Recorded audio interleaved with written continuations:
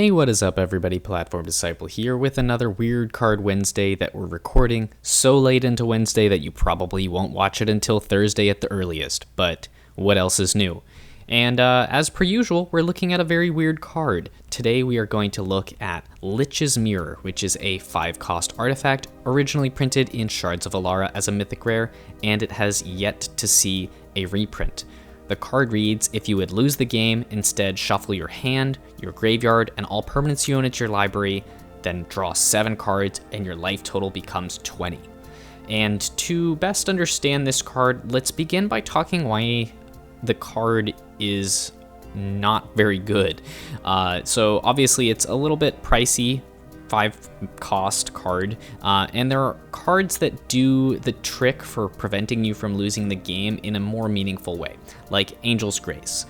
The big thing here is that Lich's Mirror has to be on the battlefield, and your opponent can see it, so your opponent is typically not going to intentionally do anything that's going to put you at an advantage.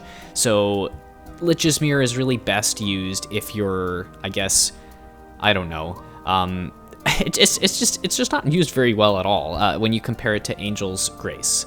So let's go further into why it's not very good. The first big thing is that when it shuffles all permanents you own, that includes lands. So you're setting yourself back to a state in the game where you have no lands and your opponent, presumably, if you got Lich's Mirror out on curve, has around 5 lands. So you are in a state where you have no board and your opponent still has a full board, and you are already in a position where you lost the game. So how are you going to prevent yourself from losing the game again is the question. I should add that Lich's Mirror shuffles itself into your library, so it doesn't stick around. So you're in big trouble as soon as Lich's Mirror goes off.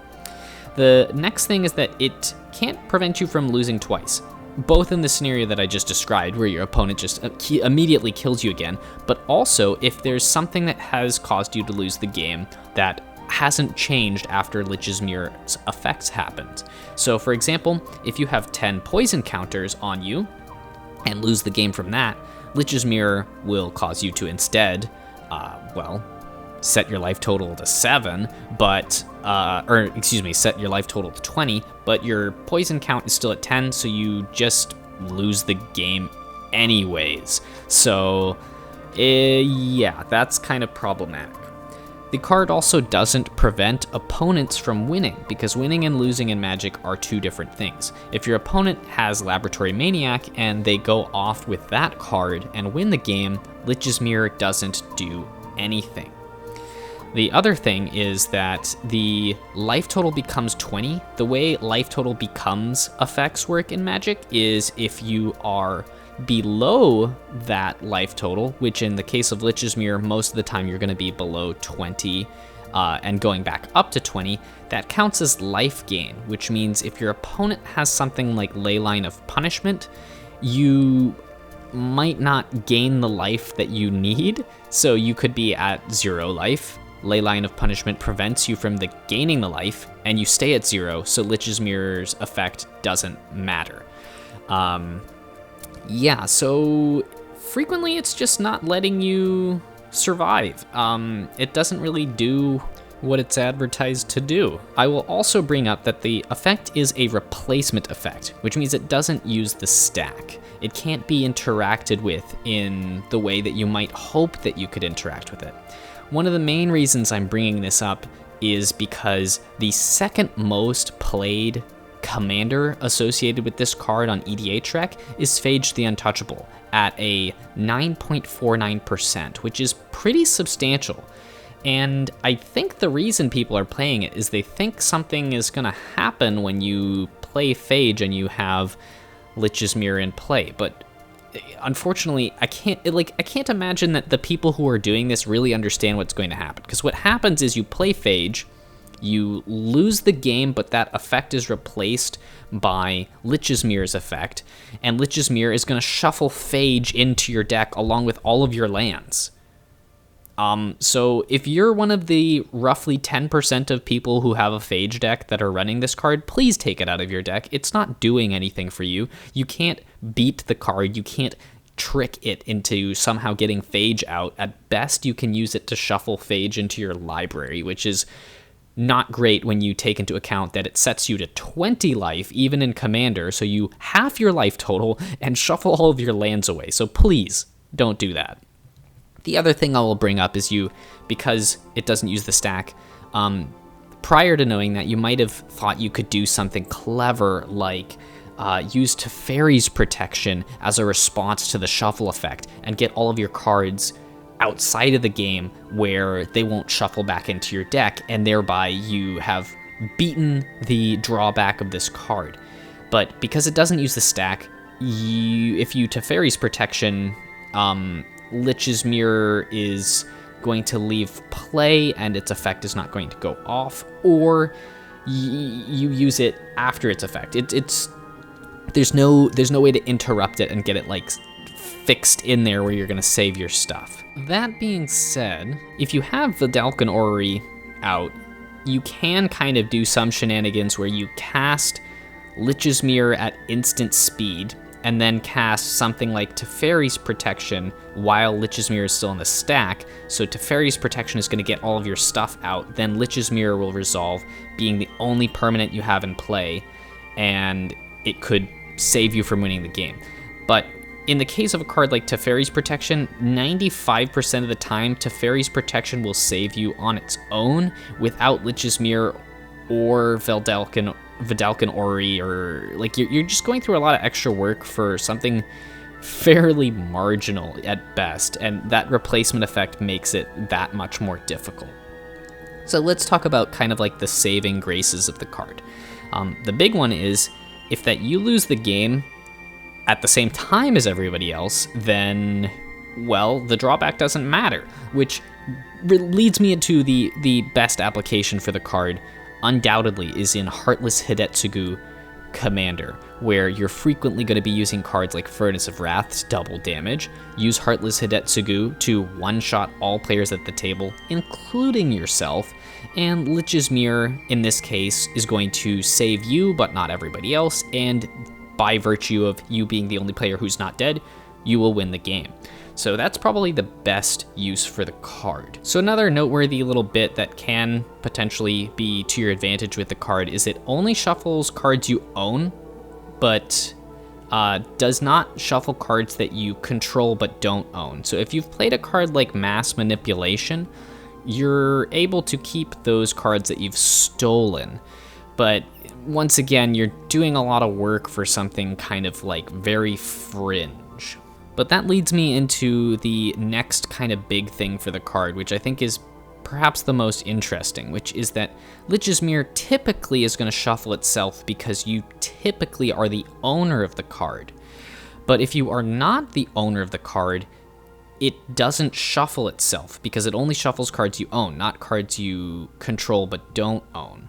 Which means if that you donate Lich's Mirror to an opponent, you can potentially create a basically Schrodinger's cat infinite death state for them, where if you have given them something like Phyrexian Unlife as well, or somehow else got them to 10 poison counters, what's going to happen is they lose the game, the replacement effect happens for Lich's Mirror, and Lich's Mirror usually would shuffle back in the deck and then they'd lose the game again, but it doesn't shuffle back into the deck, so they lose the game again to the poison counters, and then they lose the game again, and then they lose the game again, and then they lose the game again, and it goes on forever, and they're just constantly dying, and the game doesn't actually end, it just